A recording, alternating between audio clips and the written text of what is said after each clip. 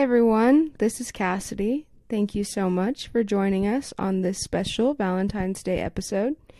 Today, Carter and I are going to discuss and review Beth Revis's book, The Princess and the Scoundrel. So, let's get into it. Pronto Ronto. You're listening to Star Wars Station Communication. I have you now. They want to mess with my droid. They're going to pay for it. This is the way. You may fire when ready. Blow that piece of junk out of the sky! The way you're fighting, you wouldn't have lasted long. Hello there. Kenobi! The ability to speak does not make you intelligent. Wonderful introduction, Cassidy. We're going to get into this book, Pronto Ronto, The Princess and the Scoundrel, published in 2022 by Del Rey Publishing, written by Beth Revis. Is the first book back after Return of the Jedi. We've had other books published. We've had the Aftermath trilogy published. We've had the Alphabet Squadron trilogy published, all meant to take place after Return of the Jedi. But The Princess and the Scoundrel is the one that picks up immediately after the explosion of the Death Star and immediately after the celebration on Endor. So Cassidy and I had the privilege and opportunity to listen to this book together in the lead up to our own honeymoon. We listened to the whole thing together before we got married and right before our honeymoon. We were listening to this over a series of a few weeks, and we thought it'd be a really fun thing to do to review this book for you for our Valentine's Day special here on Star Wars Station. So, Cassidy, I want to start this off by just asking you, what were your initial thoughts about the book? This was the first Star Wars book that you have ever read or listened to or anything like that. So I know everyone is very anxious for your opinion. What did you think of it? I think initially my first thoughts were how the book switches from Han and Leia's perspective. Every chapter it switches, so I think it starts with Han. And then it'll go to Leia and then back to Han. Next chapter will be Leia, and so on. And then, if I'm not mistaken, the last chapter is both of them, right? Yeah. Yeah. The last chapter is both of it's. So it was a really special treat for us to listen on audio because it was two different voice actors during the Han and Leia chapters, and so the last chapter is them voice acting together. Yeah, I thought that was interesting as well because I hadn't ever listened to a Star Wars book the way that we listened to this one, and Carter told me that it's the same two people that voice the books, right? Yeah, pretty much all the books, with a few exceptions, but most all the books are voiced by the same narrators throughout, for the last decade or so at least. Yeah, I thought it was funny. During Han's part, obviously it's the male speaking, and he's trying his best to do a Leia voice, and then same for the lady who narrates Leia's parts of the book. She does her best Han voice. So, and I think she does a better Han than he did Leia. Oh, for sure. Yeah. It was really fun to jump into this book because this book emphasizes the romance aspect of Star Wars really heavily. I mean, the first 3/4 of the book is very low action. There's allusions to action, like Han's attack on an Imperial facility the day after the Battle of Endor that we see in the comics. But we did not throughout the whole book get much action until the very end. It spends a lot more time focusing on Han and Leia's romance, playing off of the scenes that we got from The Empire Strikes Back and the scenes that we got from Return of the Jedi. And one of the most important aspects of the book is the missing year of Han's life, where between Empire Strikes Back and Return of the Jedi, he had been frozen in carbonite. And everyone has aged, everyone has moved on. Luke is now a Jedi Knight. Leia has come even more into her own as a leader of the Alliance, and Han has been stagnant during this time. And so this was one of the themes that we got to explore a lot of in the book and see the development of their love and their romance. That for Han, he just got married to a woman that he said, "I love you," or that told him she loved him less than a week ago. Yeah, I mean, I hadn't really thought about the fact that it was like he was just waking up. But you're right, throughout the entire book, obviously Leia's battling her own, I don't know if demons is the right word, but throughout the book, Han is dealing with the fact that he has missed, like you said, an entire year almost. So yeah, it's interesting to see that play out. Yeah, no, you're absolutely right. This book can really be taken in 3 different chunks. You have the chunk on Endor, which is the wedding.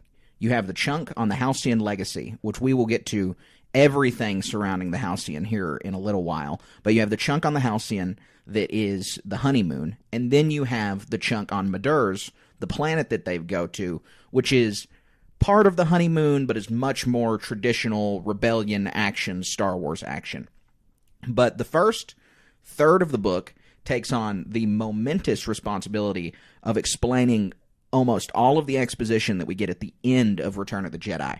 Because even though Return of the Jedi wrapped up the original trilogy and wrapped up most of the plot threads existing then, there are still large plot threads left unanswered. Namely, Leia just learned that Vader is her father, and she had no idea of this. And she obviously has a much more difficult relationship with this revelation than Luke, because Leia hasn't accessed her Force sensitivity. She doesn't have the Jedi training that Luke has. She doesn't have the opinion that Vader can be redeemed, like Luke has said that he has been. And she struggles with it much more. She struggles with it throughout her life, all the way up until we see her in The Force Awakens, as we've seen from the Bloodlines book that Colin and I reviewed on a different episode of this podcast. So the importance of the end of Return of the Jedi is not understated in this book at all. Cassidy, what did you think about Leia's struggle with knowing Vader's her father and her willingness to so soon tell Han, and Han's acceptance almost immediately of the fact and his unconditional love for her? Well, I think it kind of brings you back to the, Luke, I am your father, that whole situation that everybody knows. But honestly, I wish that we would have watched Return of the Jedi before reading this book, because it does happen immediately after the fact. Obviously, I've seen the movie before, but I don't know. I think that she didn't tell Han immediately. There's a couple chapters of the book where she's struggling with it on her own. And besides just struggling with the fact that he is her father, she's struggling with the fact that she's not sure exactly how Han's going to respond to that news. But yeah, like you said, he responds and he's like, okay, so you're you and he's him, whatever. So yeah, no, you're absolutely right. It's a good setup. It's a good explanation for Han and Leia's love story because of how fast it was, and how for Han it's less than a week. But even though it's been less than a week, he's still willing to accept this as a part of her, as a part of her life. But you're right, she wrestles with it more than I gave her credit for, because there's many chapters that have her walking through the forest, thinking about how she's going to tell Han, how possibly will she deliver this news. She begins really thinking about it and tells him pretty soon after their proposal. And there was particularly a line that stood out in the book that you had mentioned that you had liked quite a bit that related to this, and I wanted you to kind of mention that line and why you think that it bolstered Leia's character in this book so much. Yeah, so the line was, she was making her happiness an indelible part of her own history, and that was worth the risk. So I think that just, in true Leia fashion, shows her strength and how well she knows herself. She's not gonna let, the war and the news of Vader being her father, she's not gonna let anything interfere with her and Han, especially after the proposal, when she's really wrestling with the fact that Vader is her father. Yeah, no, it's important for us to contextualize Leia's relationship with her parents, because she never knew her mother, although in Return of the Jedi she talks about having memories of Padme, and this is quickly explained in the book, as it was in the expanded universe, that Leia has these visions and memories because of her Force sensitivity. but she literally did have a relationship with her father. It was just one of the most monumentally negative relationships you could possibly have with a parent, in that he blew up your world and your adopted parents. And so Leia's horrible relationship with Vader that she never overcomes in any canon story as far as we can see. But her relationship with her parents is prevalent throughout this book, not just with Padme and Anakin, but also with her adopted parents, with Bail and Brea, in that she laments for a whole chapter about how she wishes that her parents could meet Han. And their relationship, Han and Leia's relationship, is a classic fairy tale love story relationship, because Han is not royal. Leia is part of a royal house. Even after the destruction of Alderaan, she's still a princess. She still represents the Alderanian diaspora in the New Republic Senate. She is, by all accounts, still a royal. And Han is a scrum rat from the streets of Corellia. And so this is it's a classic love story between, the princess and the knight, the princess and the lower member of society. The princess and the scoundrel. Yeah, one wow. might say. You're right. And so it's a really, really important part of their relationship, and you see Leia's love and willingness to love Han despite his background in these scenes that the writer writes, talking about how much Leia wants Han to have met her parents, to have met her adoptive parents, and how important that was for her. There's another aspect to this book that I thought was really impressive, and I think Beth Revis does a masterclass job in writing both of the main characters.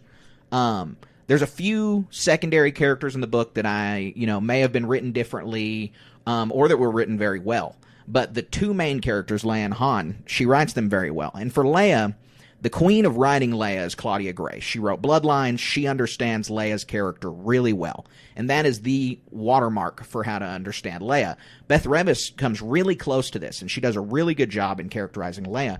But it's more impressive how she characterizes Han, because I've mentioned ad nauseum on this podcast that nobody can really write Han except for the Kasdans, because nobody really gets Han's character. He's probably the most complicated character in the entire original trilogy, and so it's really difficult to pay him justice. And I think Beth Revis does a very, very good job at writing Han.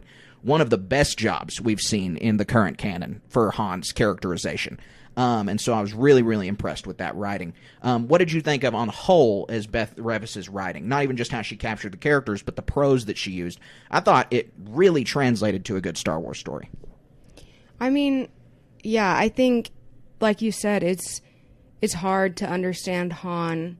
But really what this book does an amazing job at is the balance of Han being this kind of mysterious guy, and Leia being this strong princess, senator, politician at heart. And you're seeing both sides of what is their love story. And I mean, their guard is down. It's just them. It's the sneak peek into their relationship, as it would be any other relationship where your partner sees the side of you that nobody else really gets to see. So I think that she did an amazing job of just kind of the balance between the two characters. Yeah, no, perfect. I think that's absolutely right. I think that in writing the other characters, so Beth Revis takes a look at Luke, obviously, because you have to establish what is Luke doing during this book. What is Luke going to do after Return of the Jedi? Because we know that Luke, especially in canon, has become a different kind of Jedi. He's more of an Indiana Jones, holy warrior, explorer Jedi. He's a sage. He's going out and finding artifacts about the old Jedi of old. He's learning how to rebuild his Jedi Academy. And he's much more of a sage. And so she tackles Luke's character in a really good way, because she does it from Leia's perspective, which is exactly what you would expect from a book like this, and exactly what you need, because the twins' dynamic together is one that continuously needs to be looked at and explained. Leia doesn't really get any of the Force stuff. She even says in Return of the Jedi, you have a power that I'll never understand. And Luke says, oh no, in time you will come to understand it. She is the Force as well. But Leia uses the line, on the precipice, all three of us. She kind of sounds like Yoda there. She kind of sounds like she's reversing her speech. But really she's saying that now that the rebellion has not secured victory, there's still another year of war ahead of them before the Battle of Jakku. But the Emperor is dead. Darth Vader is dead. The second Death Star is blown up. The Empire is in shambles. There are warlords vying for power. And the rebellion is really also on the precipice, ready to take hold of the galaxy. In this book, we see them establish the New Republic. We see the divisions of the military, the Jedi Order, and the government already start to form just days after the Battle of Endor. And this establishment of the government is not the only precipice Leia is talking about. She's talking about the future for all of their characters. The future for Luke. Is he going to be a Jedi? Is he going to marry the Jedi to the Republic like the Jedi of old? Are they going to be separate? For her, how is she going to come into her own as a leader of the Alliance? What's she going to do now that the Alliance is moving more into a political realm than a war realm, which is where she has her footing? And really, the most important question for her in the book is, what is Han going to do now? He's a smuggler. He's a scoundrel. He has no place in polite society, as we'll put it, in the halls of the Senate where Leia is used to being. And so, what does Han do? She knows that Han doesn't want to leave her, but how can Han handle her politician lifestyle? Right. I think that's kind of what I was trying to say earlier. Like, you really see those two worlds collide in kind of the behind the scenes of it. But in talking about Luke, there was a part that I hope I'm remembering correctly, but Leia's kind of like, I don't know, I love him, should I marry him, talking to Luke. And you really see that kind of like brother-in-law side of Luke, where he's like, follow your heart. Han's a great guy. We've had our ups and downs, whatever. But y'all are great together. And just, again, it's kind of a new side of Luke that we haven't seen yet. But it's, like Carter said, from Leia's perspective throughout the entire book, which is really cool. I'm really happy you brought up that conversation, because when you think about that conversation, I think it builds upon the dialogue in Return of the Jedi so well that Luke and Leia are talking, Leia and Han. Han, I'm sure Luke wasn't on that thing when it blew, and Leia says, I know he wasn't. And Han, obviously, he goes, you love him, don't you? I'm going to stand out of the way. Leia's like, well, of course I love him, because she doesn't realize that Han has not yet, they have had no time for her to admit to Han that Luke and Leia are brother and sister. Oh, I forgot about that part. And so, right at the end of Return of the Jedi is where she reveals it. And Han, it clicks in Han's mind. Leia loves them both in completely different ways. Right. In that her and Luke have a bond that Han can't understand, not just because of the Force, but because of the bond that they have as siblings. And Han and Leia, twins, exactly. And Han and Leia have a love that obviously Luke can't understand and won't understand, because they are romantically in love with each other. And it's this little scene in the book expands upon that entry in Return of the Jedi in really, really dynamic ways. Yeah, I think also like another way that this book kind of continues with and wraps up a lot of plot lines that we see in Return of the Jedi is the fact that the Hutts actually took out a bounty on Leia for killing Jabba. Right. In Bloodlines, we see that Leia has the moniker of Hutt Slayer, that she's kind of revered for having killed Jabba, this, hundreds of years old being that was just terrible to thousands of people across the galaxy. But obviously Jabba has really powerful friends, and it's important to note in the book that they've taken out this giant bounty on Leia's head for being the Hutt Slayer. And that plot line comes into play a little bit later in the book. And it's really, really important to see how it comes into play, because it shows Han as kind of his full of bravado, protective husband self that we haven't seen Han as in canon basically ever. And so it's an important aspect of that character. But to continue on Endor, Beth Revis really sets up some great scenes. I mean, the bachelor party that Han throws, that the Ewoks crash, is hilarious. It's like laugh out loud for 3 whole chapters of just Han's bachelor party going awry. Building on Han and Lando's relationship, and Lando tricking Han into wearing nicer clothes for his own wedding, where he lies to him and says that one of his jackets is Alderaanian, and Leia's going to love it. And it was just a lie to get Han to dress well. Everything about those scenes building up into the wedding is really good character building and relationship building for Han and Lando. And as a huge Lando fan, I'm happy to see that. But we move into the wedding itself, and Beth Revis really sets the stage for a gorgeous wedding. I mean, it's super cool. She puts it way up top in a high treehouse in the Ewoks' most revered temple treehouse thing. You know, all the Alliance leaders are there, all the Alliance soldiers who are on Endor, all the Ewoks are there. And Luke is officiating, which is a wonderful touch that they allow Luke to perform the kind of role as Force priest in this. The more religious aspect of the Jedi Orders come into play in officiating the wedding. And the wedding ring vines, which I thought were an awesome touch by Beth Revis. Yeah, I think too, just there's a part where Han sees Leia for the first time. I mean, as a groom would see his wife. And he's describing what she's wearing. And I think in that moment, Carter and I both, we like looked at each other, and because he was describing the front cover of the book, and we're like, oh yeah, that's cool. Because you can really, I mean, it's the front cover, so you can see it, and it's not just, you know, having to use your imagination. So I thought that was cool. Yeah, it absolutely is. Because the front cover is a super cool homage to 2 things. It's an homage to classic romance novels, because it looks like exactly like one of those that you'd find in the dollar store with the shirtless guy with the long flowing hair. It's the same kind of setup as those. In the dollar store. And it's also a really good homage to the old Legends books, because it looks like the cover for The Truce at Baccarat or any other of the old Legends classic books that you would read, you know, any of the Bounty Hunter trilogy, the original Thrawn trilogy, the X-Wing books, all of those written in the 90s. The book cover looks like that, and that's not common anymore for Star Wars canon. They usually do a lot more modern aspect for these books, and so it's cool to get to see this kind of throwback look. Yeah, now that I'm looking at it closer, actually in the background of it, there is like the treehouse that you're mentioning. That's described. The Halcyon is up in the corner under the words, and then there's a group of stormtroopers that I actually have not noticed yet, so that's cool. Yeah, it's a really good looking cover. I mean, of all the books that came out that year, it's got to be the best cover.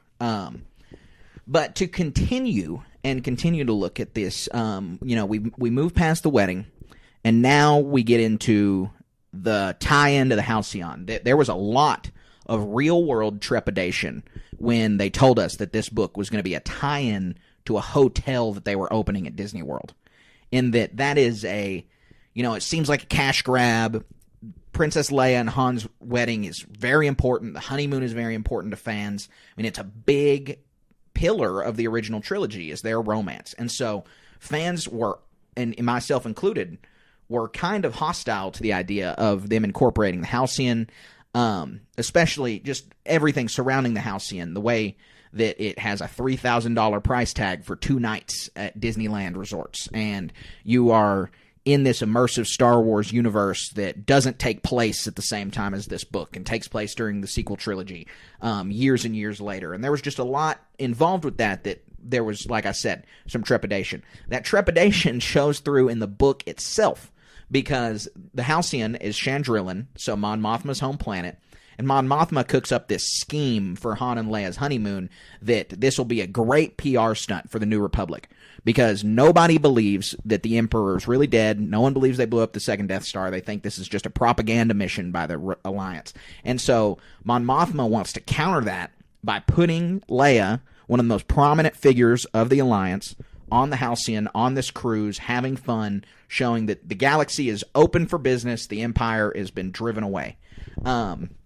And Leia herself shows a lot of trepidation at this honeymoon idea because, I mean, she doesn't even get to plan her own honeymoon. How would that have felt? I mean, I didn't plan ours, and I loved it. Okay, you're right. But I planned it. I had an idea of what we wanted to do. And so they eventually Leia agrees, and the first scenes on the Halcyon are really something. First off, they spend a long time on the exposition of the actual ship, which is to be expected. They're promoting the hotel, but they do a good job. At no point do I feel like they have just ham-fisted in, come stay at our $3,000 hotel into this book. Did you ever feel that way? No, I mean, I'm definitely like, I don't know what you would call it, but a Star Wars newbie fan, I guess. I mean, I had never even seen the movies until we met, but anyways, I didn't think that at all. I hadn't thought that until the moment that just left your mouth just then. But no, I think thinking about it even now, I'm like, well, Star Wars is a franchise, so why not, plug your own stuff? I mean, I get it, but no, I hadn't. Right. I hadn't thought about that until literally just now. Yeah, exactly. She does a very good job of kind of metering this out, I think. And so the next part of the book on the Halcyon, there's really about two chunks of important Halcyon stuff. It's as soon as we board the Halcyon with Leia and Han, and there are all of these officials and all of these rich folks and all of these, high families, royal families on the Halcyon because it's a very expensive luxury starliner. It's on its inaugural cruise from Freedom of the Empire, and they're there to celebrate.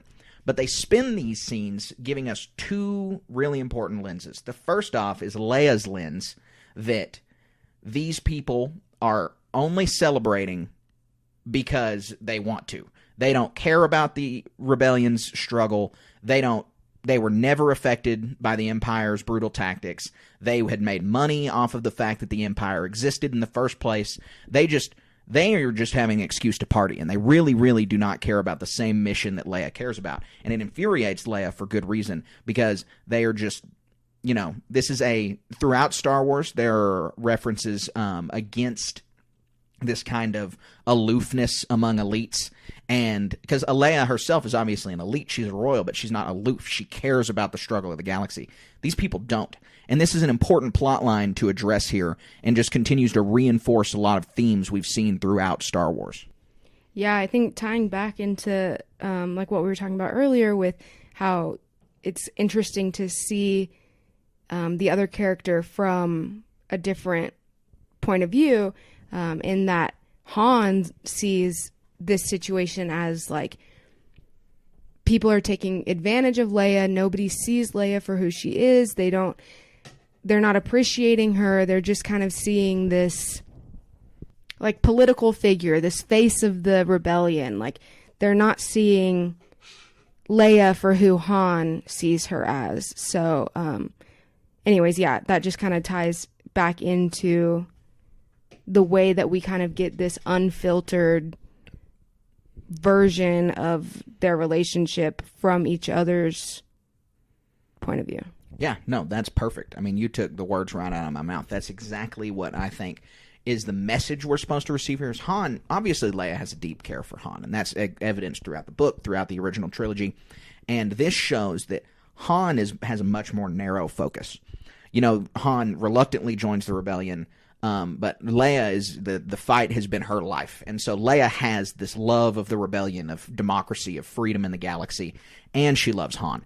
Han is much more narrow focused in that he loves Leia. He's a part of the rebellion because of Leia.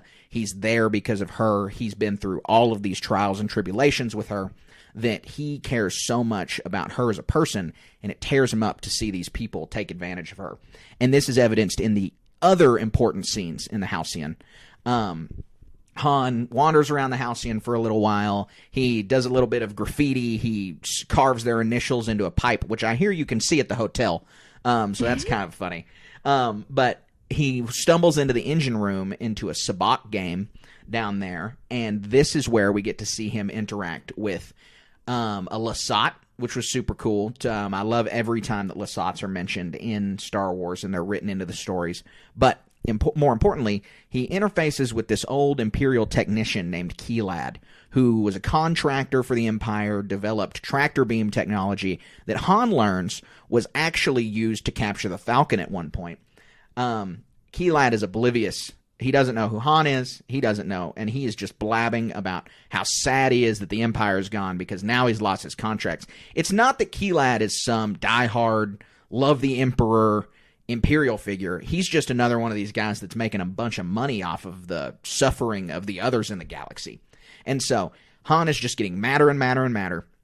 And then right before you think he's just going to just kill Keelad, just shoot him like he shot Greedo in A New Hope, your favorite character from the book storms in and saves Keelad. And the little Ugnaught named Wazak comes to the rescue. Ronto. The voice actor was awesome. Yeah, well, and so I think I don't think that he comes in and saves him. I think he's more like, what's going on? And it turns out that he has snuck on to the ship. Right. And Wazak is just as mad at Han and Keelad and the Lasat and everybody else in that Sabacc game because they've snuck onto the engineering room. And like you said, throughout just a little bit of dialogue exposition, we now learn not only did Keelad sneak into the engine room, he stowed away on the Halcyon in the first place. Right. Go ahead. And they're having this underground Sabacc game. That's just being glazed right on over. Right, exactly. They're doing many layers of illegal activity on the Halcyon. And so Keelad, we learn that he's just there so he can get to the Halcyon's final destination to make a deal about his tractor beam technology because he's out of money. The Empire didn't pay him because obviously they have more pressing concerns like their Emperor and his right hand both dying just a couple days before that. And so Keelad gets thrown in the brig. Well, no, actually, that's wrong. Han says that he's going to escort him out, throws him in an escape pod, locks the door. And then Wazak comes back and tries again. Wazak comes back, the chief engineer for the Halcyon comes, and they both have to talk Han. They catch Han in the act of trying to basically throw Keelad overboard. And another important part about Han looking at the escape pods, being in the engine room, going originally to the legal Sabacc tables and finding the underground game, is Han doesn't feel comfortable in these luxury environments, but he does feel comfortable in engine rooms, and he feels comfortable just in the inner workings of a ship. And so they give us a lot of time for him to have exposition walking around the ship and talking about it. Right. He's just kind of walking around like...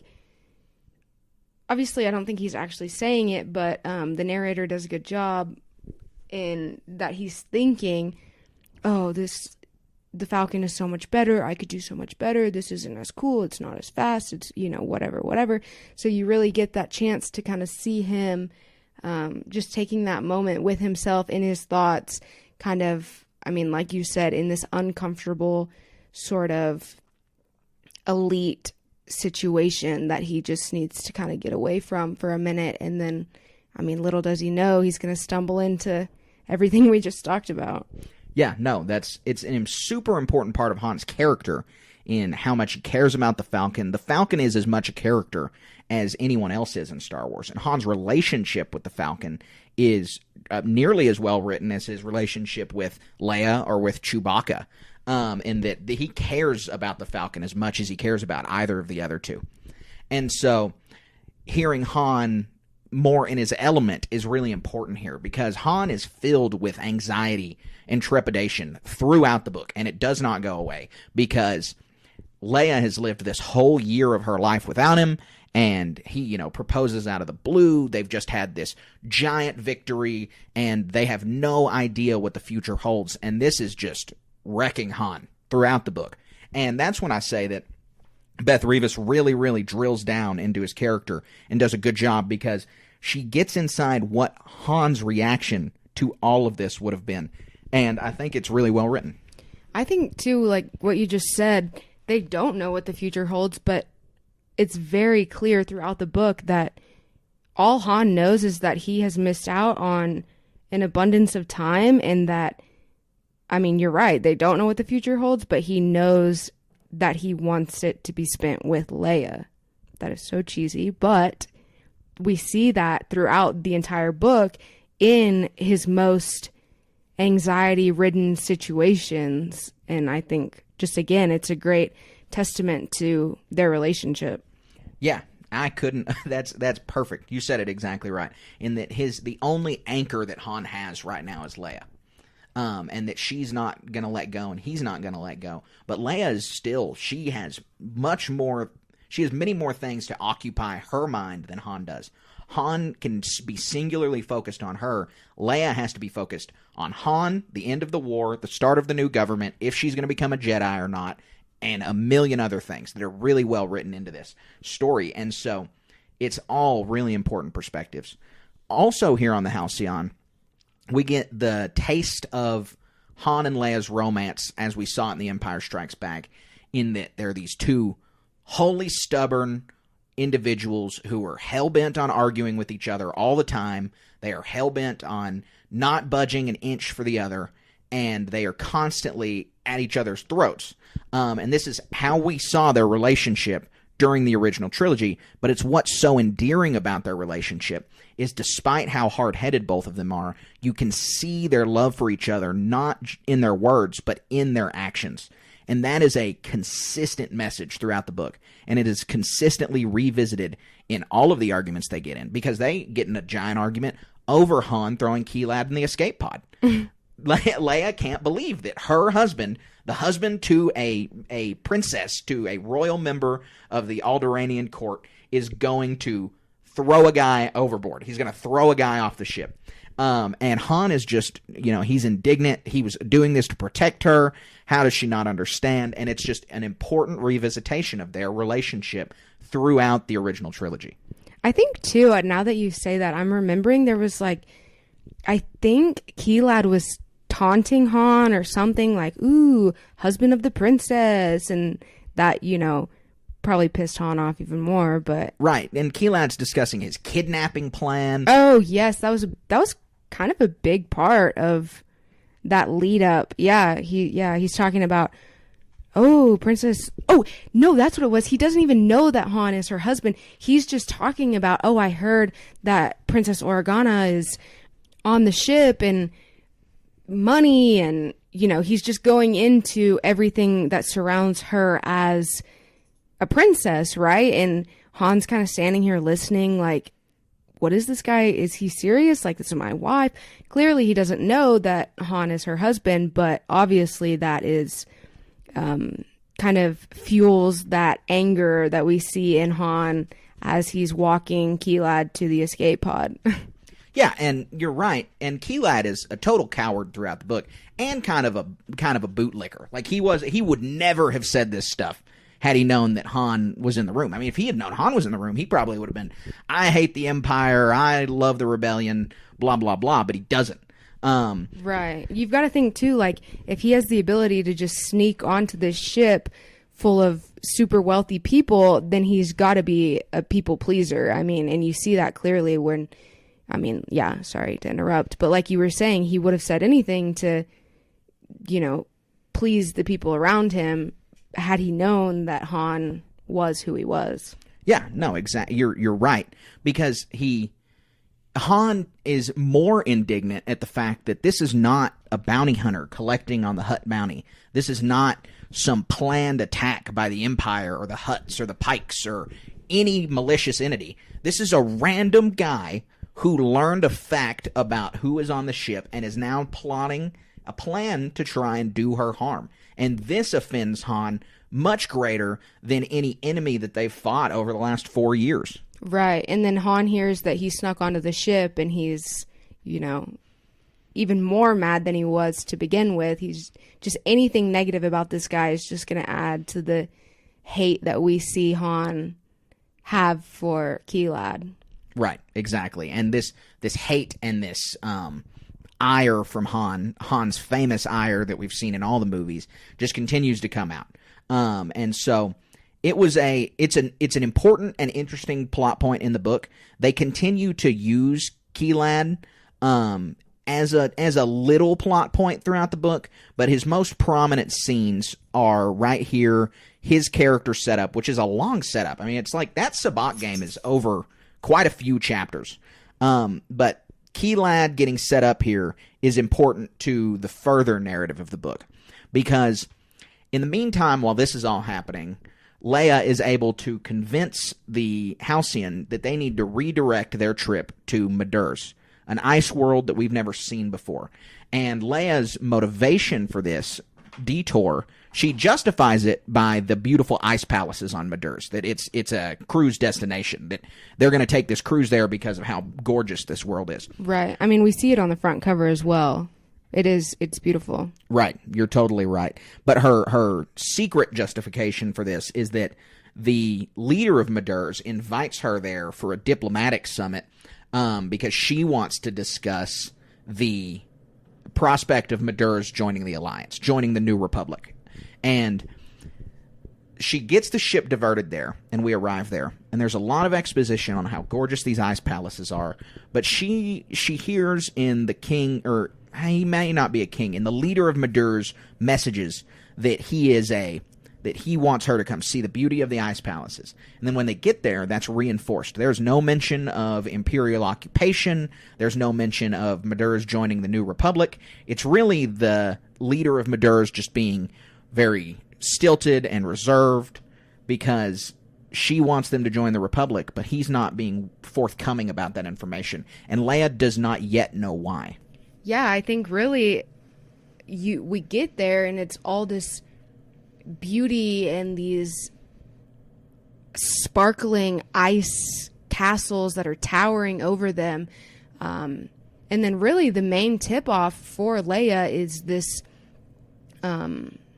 tall black tower that it's just kind of, it sticks out like a sore thumb, really, and she's just kind of, what is this? And later we end up finding out that it's an Imperial outpost. But I mean, I'll let you get into that. Right. No, you're totally right. That's the important indication for Leia, along with these repetitive earthquakes.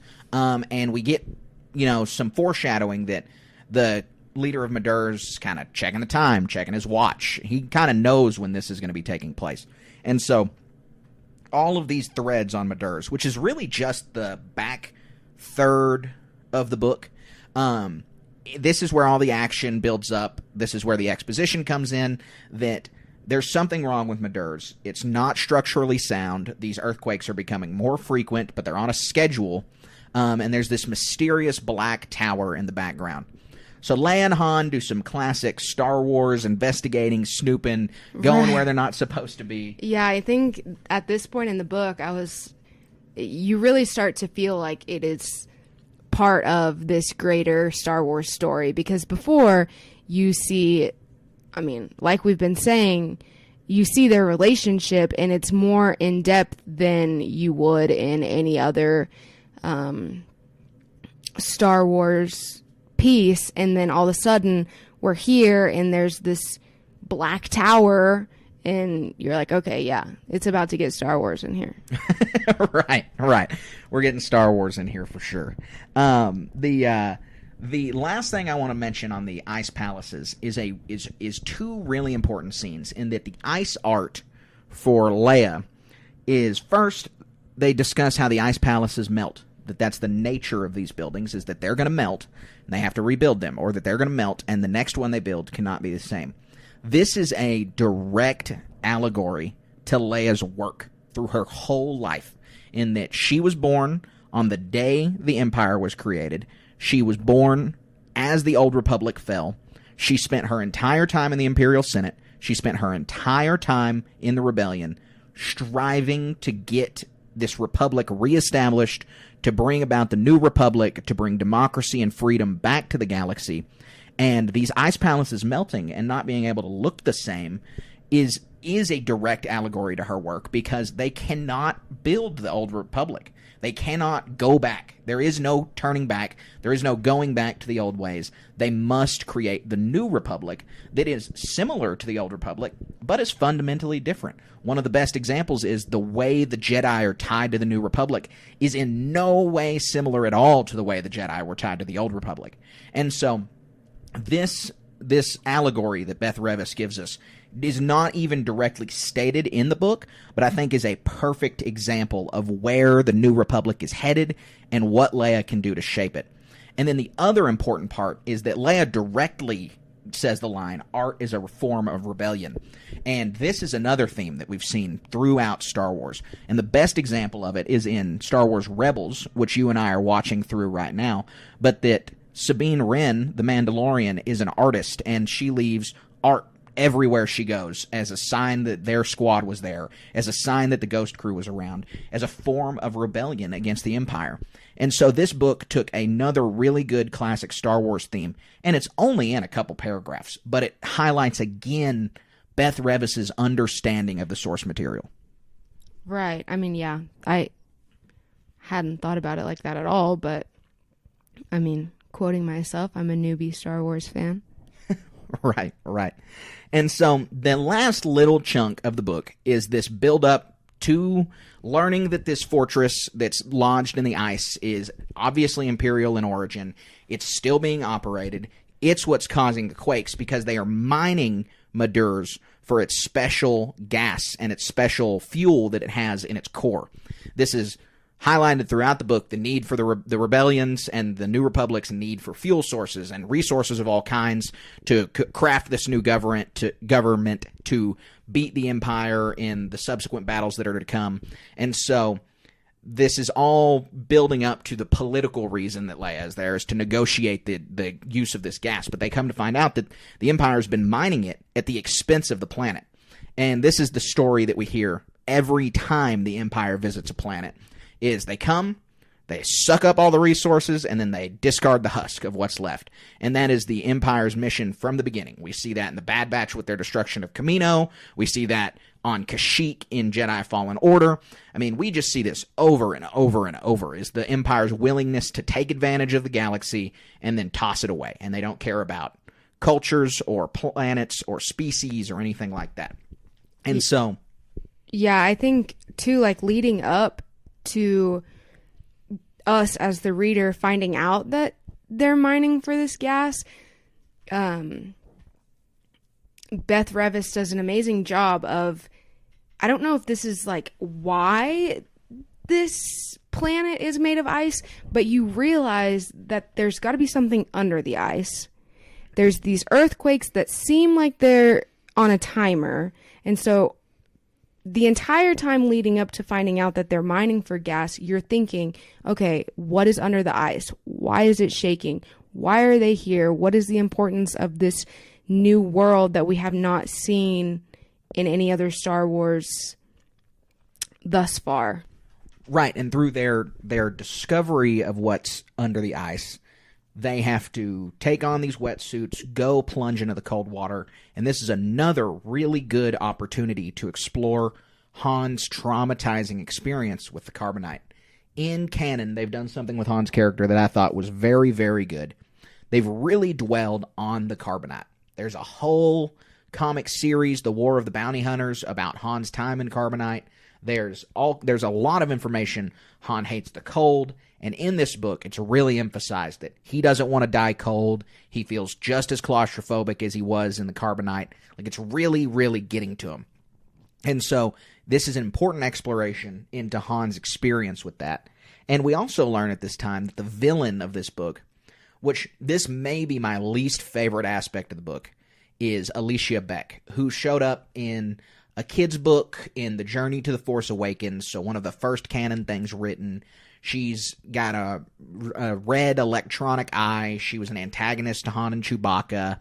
And now she's kind of a weird included antagonist in this. She shows up for like 2 chapters, doesn't do anything, villain laughs and runs away. It's just kind of weird. It was a weird inclusion that I would say is probably my least favorite. But this plunge into the cold is where we really get to see Han's character bud and cope with his traumatic experience that he just had.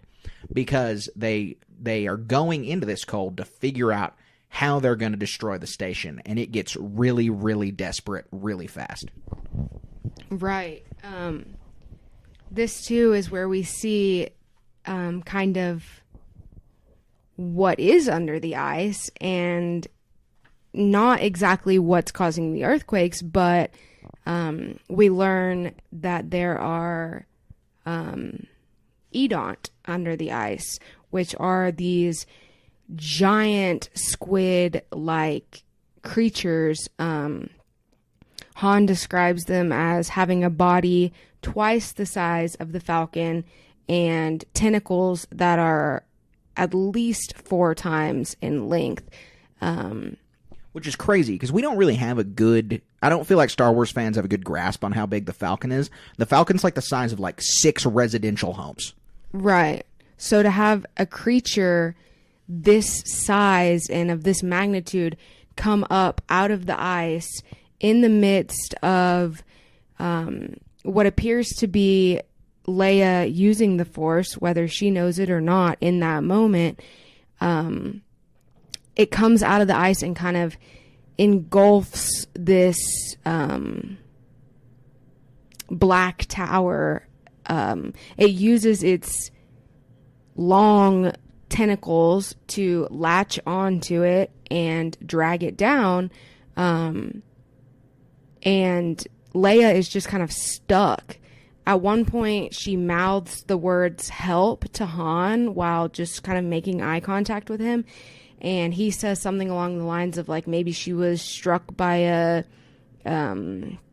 blaster or something, because he can't grasp why she would just be standing still like that. And we later find out that it was because she was using the Force. But anyways, that is how the tower ultimately falls, is these Edonts, I think it's actually just one, grabs onto it with its tentacles and pulls it under the ice. And what is it called, that what they're describing as like that red light at the bottom where all the... Yeah, where they were shooting the beam at the core of the planet. Maybe, but I thought it was on the tower. And then, but anyways, they see after the tower falls into the ice, all they see is that red glow, and they think about like how did this Edont know to attack this tower, and did it just risk its lives for us, you know? And so that's kind of how we see the fall of this tower and our time on this planet kind of come to an end.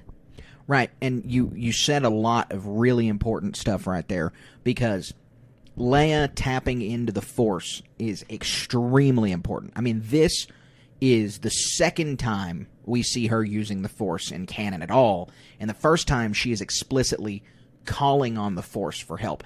And her relationship with the Force, she is learning something that Luke was taught, but she is learning through experience, is that the Force is not a weapon. The Force is not something that you wield.